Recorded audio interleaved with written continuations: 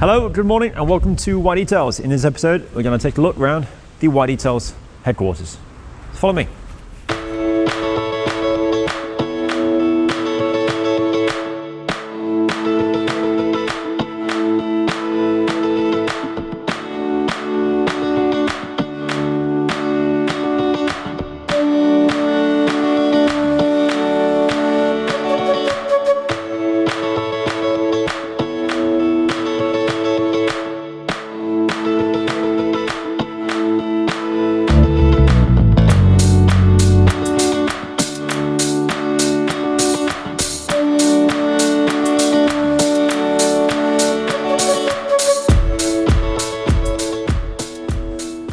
So here we are.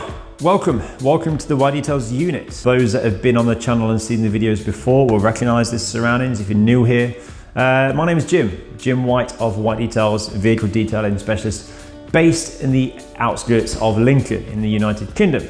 So what is detailing? Detailing is the beautification and rectification of a vehicle's bodywork via various methods and techniques, loading the wheels, the paint, the glass, interior treatments with protection, and generally restoring the vehicle throughout. As you can see here, there's a stunning Aston Martin DB9 in ceramic grey. The vehicle's been here for the full white detail. Now the video for this, the vlog episode for this, you will find at the end of this video. I'll put a link to the story, the journey of this car's process at the end of the video, so something to keep an eye out for. Those that have been here before will know of the process and know what it's all about. So the unit here itself, it is essentially an extended large triple garage. We've got 3 and up and over shutter doors, electronically, remotely operated.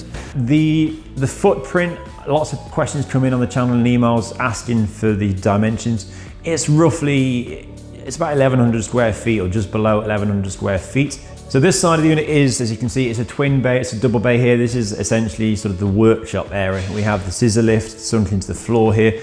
This is where, I guess, the magic happens. And through next door is a single bay, which is like a presentation slash storage slash vehicle handover.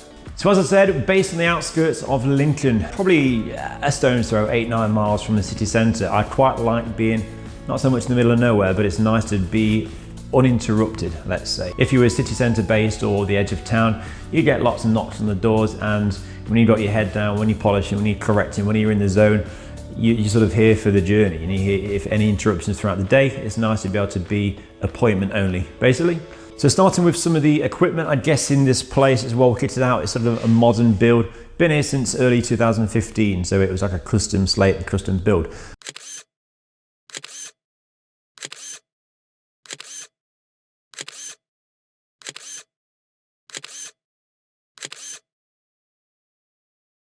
Let's start with some of the lighting. Obviously, lighting for detailing is paramount. It's very, very important. If you haven't got the correct conditions, if you're on a driveway or if you're working mobile in a customer's stables, I've been there, trust me, you're reliant on limited light, basically. So in the unit here, we have a very well lit scenario. The panel lights up above the 45, there's 1, 2, 3, 6, 9 panel lights in this side and 7 through next door. Panel lights are a nice diffused surgical light, I suppose, which are beneficial for showing certain things, and then the spotlights are beneficial for showing other different things. So spotlights are going to be essentially replicating the sun, which will be highlighting defects and swirls and scratches more so than what the diffused lights will. The diffused panel lights, they're going to show sort of smudges and deeper scratches and high spots. So it's nice to have a different array and different options. So the panel lights, they are 45 watt LED diffused panel lights, and they're 5,000 Kelvin on the temperature scale. Down the wall here we have 6 LED spotlights, same bulbs as what are above. So there's 12 up top, 6 down the side. And these are actually, as you can see down the far end of the WhiteDetails logo, they're interchangeable. You can disconnect them, turn them, rotate them, disconnect them all together and move them. Handy, very handy indeed for walking down, of course, this side of the vehicle. Then as we get to the left-hand side of the vehicle, there's all sorts of floodlights and panel lights available. Spotlights in the ceiling and the wall, they are a 9 watt LED spotlight, and they are directional. So lighting down this side of the car, we haven't got the LED spots, the 6 spots on the wall. To be honest, is a combination of both what I'm about to show you will go around that side. They just help, and it's a nice sort of brilliant spotlights for presentation as well, for the showroom effect. Spotlights are fantastic for that first wow when the customer comes and collects the car. What I used to use, this is my old rig. This is one of my old rigs. You can see there's 4 10-watt LED lamps on the side. These are just wired into junction boxes, into a plug down the bottom. So I'd run an extension cord to the trolley, and you've got a 360 source of light at a reasonable height. I then had 50-watt LED floodlights on tripods, and it was a good rig. My swirl spotting portable device is an old 12-volt cordless drill, which served me well. A modified 12-volt cordless drill served me well for some time. So as the technology advances and sort of developments are made, I was introduced to Scangrip a few months ago. Now, before I go into too much on these and give you the full technical details, I actually did a pretty much dedicated, I think a 40-minute vlog episode. It was a Daytona Grey Audi R8 Spider, and the Scangrip range featured in that episode. That episode is vlog number 24. I will link that up top very shortly. If not, you'll find a link to it at the end. So these really are a step up from what I was using. They're fantastic. This is the D-Match. This is the Big Daddy floodlight. You've got the multi-matches. These two units are both the same. Operate a 65 and 45,000 Kelvin temperature value. Just turn it on. If we press and hold, you can see that's a nice cool white light at 6500. Change it down to 45.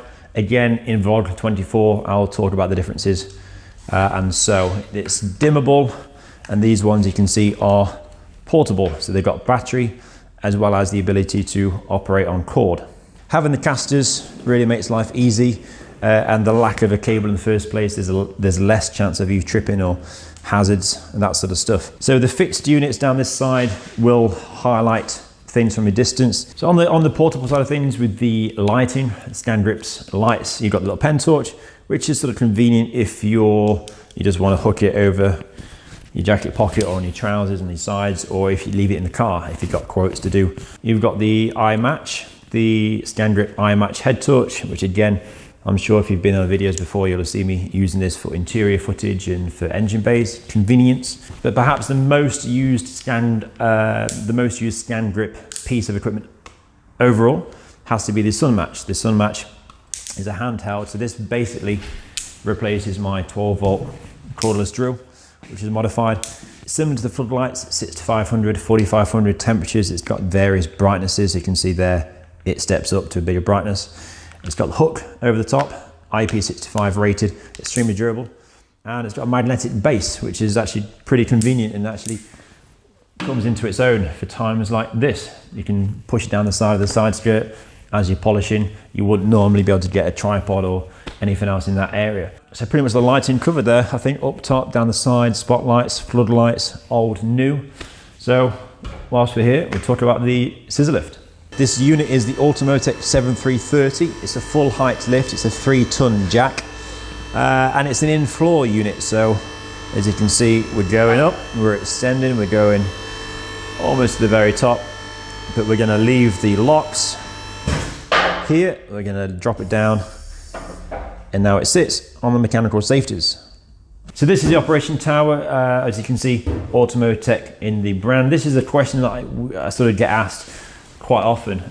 What is this lift? And if you look in the description below the videos and the vlogs, all this sort of stuff is listed, even the compressor here. So we've got the operational tout here. We've got the switches to raise and lower, then the safety for it to drop. The safety system is a pneumatic system, hence it's linked in, it's plumbed in to a 50-litre compressor. The scissor lift itself is, I really couldn't be without it now. It almost gives you more to do. Essentially, you're working more efficiently, which is never a bad thing. This is quite high currently. Obviously, if the wheels off work, the wheels would be a lot lower to the floor before you take them off. This height was sort of able to polish the side skirt comfortably. Again, you've got the Sun Match magnetic. I can see perfectly where I need to be seeing if the spots behind me aren't doing their thing. And then at this height, look, perfect. There's rear balance. If you're rolling around on the floor trying to polish the exhaust or polish this section, okay, the owner's never going to be really able to see this himself, but you know you've done it, it's corrected, it's protected, and it's true, and it's all as one. So Scissor lift is a massive investment. What information I'll put down below. But the Automotive 7330 really couldn't be without it. One thing I forgot to talk about with the lift, actually, at the back end of the jack, there is an extension bar, which is helpful for the longer vehicles with the longer wheelbase. So that's the lighting, that's the scissor lift. Fantastic bit of kit, and I'll just touch on the wheelie stool. Actually, with the scissor lift, you couldn't be without the wheelie stool. These are perfect, they're comfortable. This is actually an upgraded unit to my last one. It helps you to slide, it helps you to be comfortable, save your back, save your knees. With some of the tools in the cabinets here, we'll start with the toolboxes. These units, there's a toolbox here, a chest, drawers, and a 5-drawer top box. And then the toolbox here, again, a 5-drawer system, 5-drawer on top with the top box. These are US Pro tools. I think I've spoken about the trolley more so in the past. This actually opens up, and this is where you'll find the tools. These are the Rupes polishers. This is where they live. In the top drawer, various polishing accessories, feather dusters, anti-vibration gloves. In terms of the quality, they're not snap-on quality. Obviously the ball bearings, they've got a bit of, but for the low volume workflow that happens here with the two of us, they're ideal, and they're very well competitively priced. With the mobile cupboards and cabinets covered, let's talk about the fixed units. So the units here are very smart. They're sort of in keeping with the clean, minimalistic color scheme as well. It's nice to be able to have things out of the way and sort of just work clean. If you're constantly battling for surface area, it's part of the job, really. So we're starting down with various drawer units. We've got accessories for interiors. There are bits and bob drawers, there's applicator drawers. This is the polishing cloth drawer. And then we have in this end cupboard, these are the mostly the IPAs, panel wipes, alcohol, which as we know is used to strip away any residual oil from the finish after we've used polishing. And then we've got the compounds, the various aggressivenesses of compounds, the refining polishes, all sorts. This is the stuff back there which I've used for a decade now and still use. And then we have next door, what do we have? There's various glass cleaners, glass polishes, glass coatings. Above that, waxes, some I've not really used for a long time. A mixture of quick detailers and SiO2 spray detailers, spray sealants, kamikaze coatings, G-Technic coatings. There's some more at the back. Seriglass, hand cleansers, hand polishes, that sort of stuff. Trim, carbon collective trim. So yeah, contained nicely, hidden out of the way. Here, I mean, it's just a bit of a display. You've got your 3 Ferraris, empty bottles, your Scangrip charge units. So these are your base units for your charging platforms, landline, temperature and humidity. Down below there, I mean, just cupboards full of bits and bobs, washing machine, a cupboard for cloths that are clean, but cloths that are no good for paintwork anymore. So that's your paintwork cloth cupboard. This under the sink, under the Belfast sink, is your interior cloths, perhaps engine bay, wheels, that sort of stuff. This one, sort of mostly interior care, leather treatments. And then an area I'm sort of a bit embarrassed about. I'd like to be able to, if I'm going to do anything to the unit soon, it would be to sort this area to keep it in keeping. With the cabinets, I'd like to be able to put doors on it or have a new racking system or a new shelf system. But there's toolboxes, there's axle stands, there's sort of the vehicle blower lives there, there's a steam cleaner down the bottom, there's a trolley jack stuffed underneath. It's just a bit of an eyesore, and of course polishing pads. In the left hand side you've got 5" and 6". Then you've got the 3" pads and your micro pads for the Rupes hybrid. Moving into the back corner at the tradesman's entrance at the door. Alarm, fully alarmed and CCTV. Pressure washer, hose, lance. There is the drying towels, various forms, the wash mitts on this side. Chemicals, wheel cleaners, degreasers, APCs, iron fallout removers. The race layers water filter. The race layers water filter, it featured in the vehicle, the vlog for the DB9, the vehicle behind us now.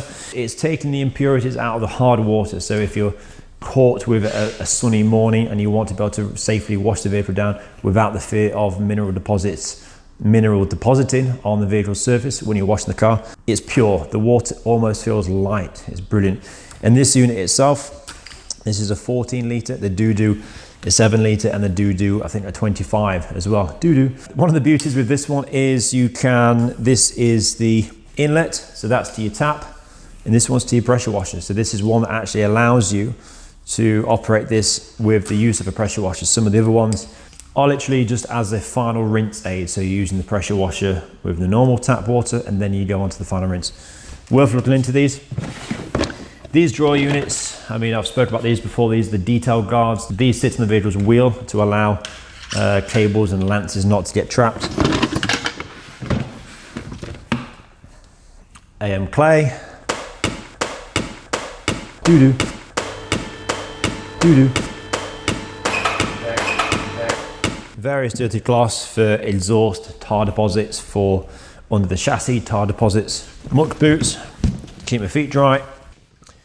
And then finally, it's just the wet work racking. So you've got your lance for the pressure washer. There's a little funnel here, which is helpful for decanting product into these 1 litre bottles.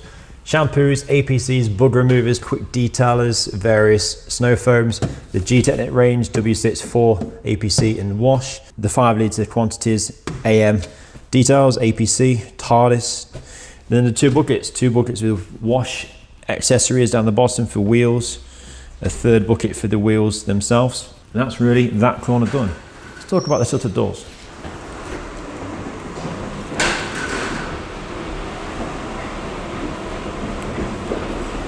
So the shutter doors, as you're looking at them, the left-hand side, the two there, the extra wide, remotely operated. It's about all there is to say really about shutter doors. And as you can see on the far right, the third bay, which we've not been into yet, we have a little surprise. Let's take a closer look. So as we move through to the single bay, this is the twin bay. We've seen this now, I think, all already. Moving through. We're into the single bay. So as I said, this side, it's not really a workshop as such. That's through next door where the lighting's sort of a bit better. The lighting in here, they're turned off currently, but there are 7 of the diffused 45 watt panel lights through next door. There's the nice sort of ambient LED spots down below. Just a convenient, nice bit of storage space. Obviously there's a kitchen as well, LED panel under here. Sink, kettle, fridge, microwave, Tassimo coffee machine. There's the Wi-Fi, there's the alarm pad. There's the landline, thermostat here with the boiler next door. This door leads through to the little boys' room, which you don't need to see. So fully heated hot water. Obviously when you're applying coatings, when you're polishing in the colder months, everything works better at a certain temperature. So it's nice to be able to control this. I guess originally it was meant for like a clean handover bay where customers come through. It's all self-contained from the potentially dusty work area. But I think I just like presenting cars what with the white details text through next door. And then there's the spotlights. There's also the chance to stand further back away from the car to take it all in and admire. This is still very much a valuable space. This is for the last 3 weeks. If you saw the Lancia, the Delta Integrale video, the vehicle was left here for 2.5 weeks in storage, and it was left uninterrupted. It was out of the way whilst work continued next door. So we have here, this actually is a very special car. This is one to look out for. It's an Aston Martin, a 1989 Aston Martin Zagato Volante. It's one of 32 convertibles ever made. And it's been shipped in from overseas from a good customer of mine, a collector of these sort of vehicles.